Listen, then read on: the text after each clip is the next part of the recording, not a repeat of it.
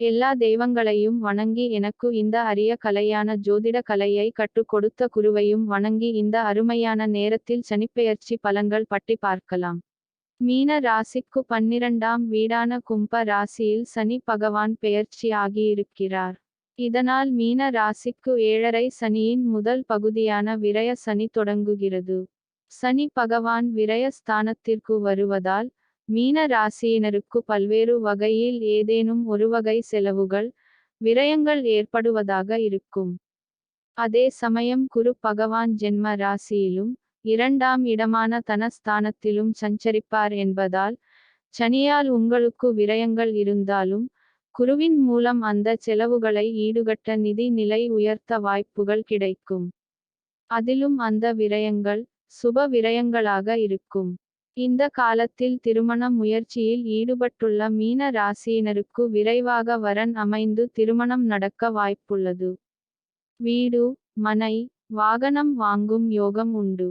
சிலருக்கு புதிய வீடு மாறுதல், புதிய வேலை மாற்றம் என இடமாறுதல் செய்ய வேண்டியது இருக்கும்.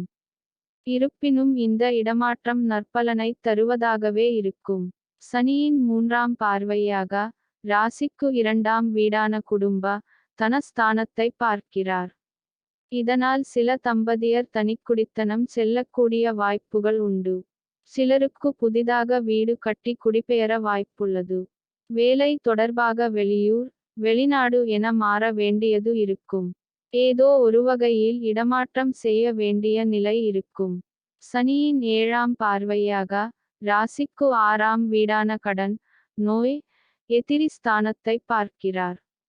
இதன் காரணமாக உங்கள் ராசிக்கு ஆரோக்கிய பிரச்சனைகள் தீரக்கூடியதாகவும் எதிரிகளின் தொல்லையிலிருந்து விடுபடலாம். கடன் தொல்லை தீர நிதி நிலை உயரும். அப்படியே கடன் வாங்கினாலும் நல்ல காரியத்திற்காக வாங்குவீர்கள். தொழில், உத்தியோகத்தில் எதிரிகளை சிறப்பாக சமாளித்து முன்னேறுவீர்கள். ஆரோக்கியத்தில் சிறு பிரச்சனைகள் இருந்தாலும் ராசியிலேயே சஞ்சரிக்கக்கூடிய குரு பகவானால் உடல் நலம் சிறப்பாக முன்னேற்றம் அடையும். சனியின் 10ஆம் பார்வை ராசிக்கு 9ஆம் வீடான தந்தை, பாக்கிய ஸ்தானத்தை பார்க்கிறார். அதனால் தந்தையின் உடல் ஆரோக்கியத்தில் கூடுதல் கவனம் செலுத்தவும். அவருக்கு சிறு சிறு ஆரோக்கிய பிரச்சனை ஏற்பட்டு தொல்லை கொடுக்க வாய்ப்புள்ளது. மீன ராசியினர் மிக சிறப்பான பலன்களை பெற்றிட முடியும். குருவின் அற்புத அமைப்பால் தொழில், வியாபாரம் சிறக்கும். முன்னேற்றமும் விருத்தியும் ஏற்படும். செலவினங்கள் அதிகரித்தாலும் அது மகிழ்ச்சியை தரக்கூடியதாகவே இருக்கும். இந்த சனிப் பெயர்ச்சி காலத்தில் மீன ராசியினர் தங்களுடைய தந்தையின் உடல் ஆரோக்கியத்தில் கூடுதல் கவனம் செலுத்தவும்.